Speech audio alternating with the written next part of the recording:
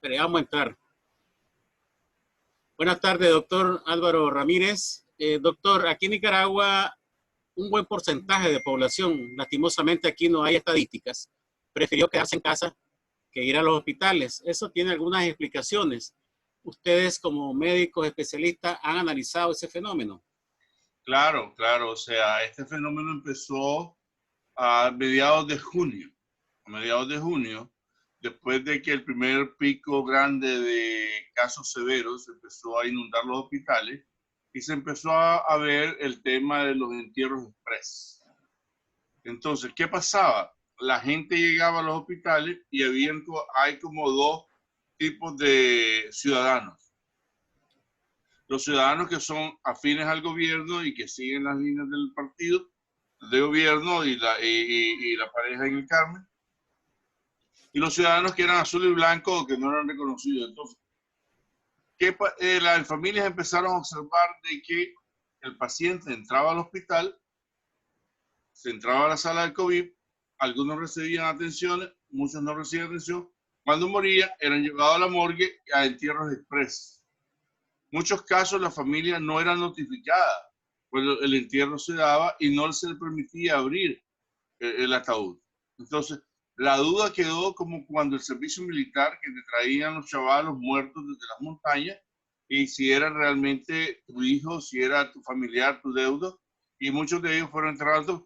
Eso el nicaragüense fue aprendiendo de que esto era una práctica que no les daba a ellos ni el confort emocional para saber que quien estaba en el ataúd era realmente su familiar. Y el otro problema que había también que generó que la gente se fuese a su casa era dos cosas.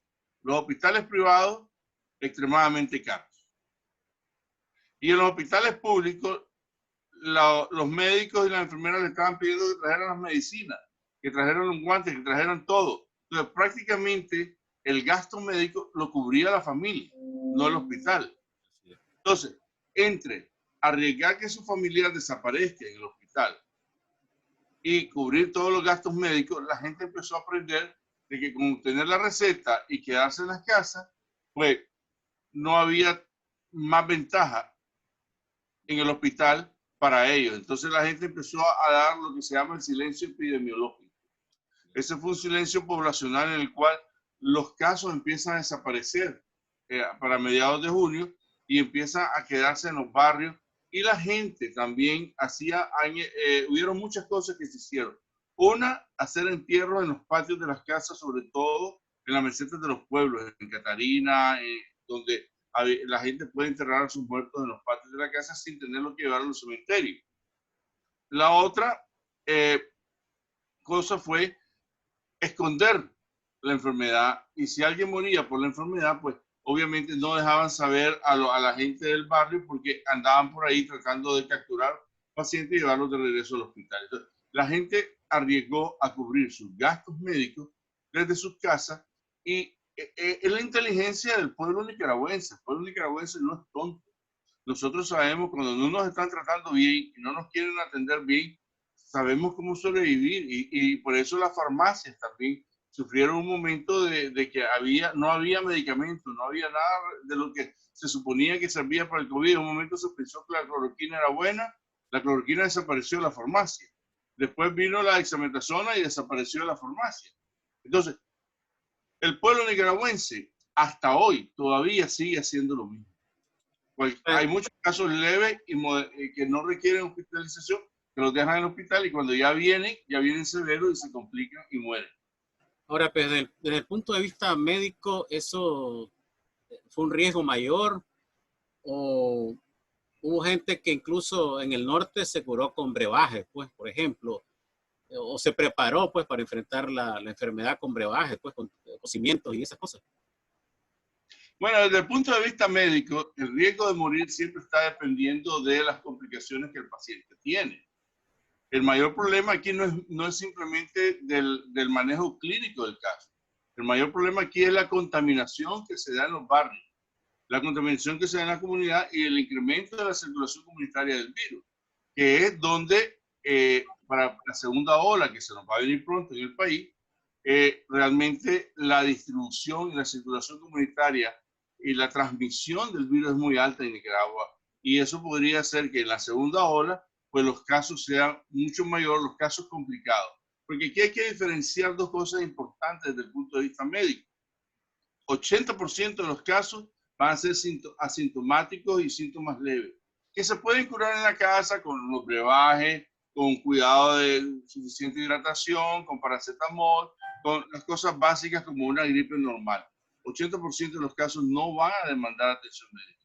Pero hay un 20% que son los que tienen más riesgo de complicarse y un 4% que son los que van a demandar servicios de cuidados intensivos, camas de cuidados intensivos, intubación, y el riesgo de morir es mucho mayor. Entonces, en este momento, lo que nosotros estamos viendo en Nicaragua es que hay circulación del virus propagada por esa circulación comunitaria que se incrementó, y ese es el mayor riesgo que se ve, pues, más que el riesgo de morir por atenderte en tu casa.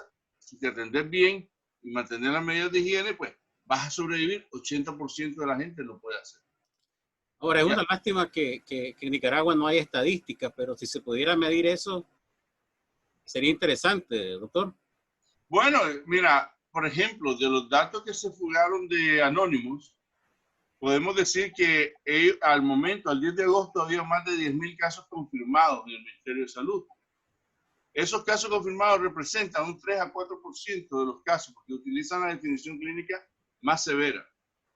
¿Ya? Entonces, quiere decir que por cada caso debían de haber unos 90 a 96 casos más en las calles.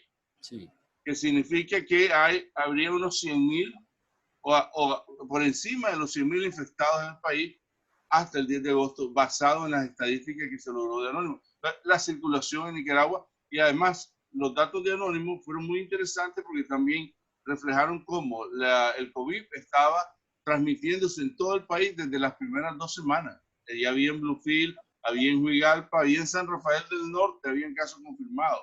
Habían casos confirmados en Chinandega. Entonces, y al momento de que se da el brote grande, el MINSA está reportando 25 casos cuando ya habían 2.500 casos confirmados. ¿Qué nos espera, doctor, en los próximos meses? Pues estamos a prácticamente 2 meses, 3 meses de terminar el año. Bueno, mira, el problema que se nos viene ahorita son las enfermedades invernales. Las enfermedades de esta etapa, de este periodo del año, cuando se incrementa la incidencia de malaria, se incrementa la incidencia de dengue, se incrementa la incidencia respiratoria aguda porque la temperatura ambiental empieza a bajar y la influenza generalmente tiende a subir el número de casos. Entonces, ¿qué podría suceder? De que mucha gente va a continuar cuidándose en las casas. El nicaragüense ha aprendido a hacer eso. Y luego de esto, los casos complicados pues van a volver a venir a los hospitales. ¿Cuándo podríamos esperar?